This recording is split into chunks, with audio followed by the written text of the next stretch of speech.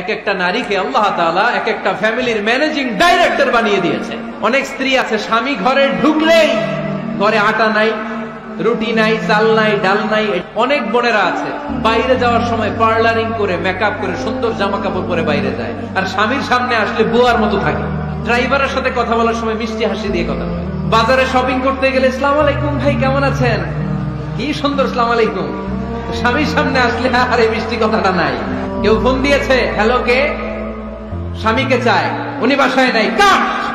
আমার বোনেরা, আমার মায়েরা, খবরদার, আপনার স্বামীর ভেতরে আপনার জান্নাত, আপনার স্বামীর ভেতরে আপনার জাহান্নাম। স্ত্রীদেরকে আল্লাহ কি দায়িত্ব দিয়েছে? একটা ফ্যামিলিকে সুন্দর করতে, একটা দাম্পত্য জীবনকে সুন্দর করতে। স্ত্রীর 1 নম্বর দায়িত্ব হচ্ছে she should make a comfort to her husband.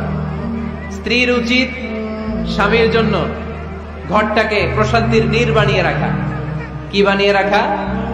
প্রশান্তির নীড়।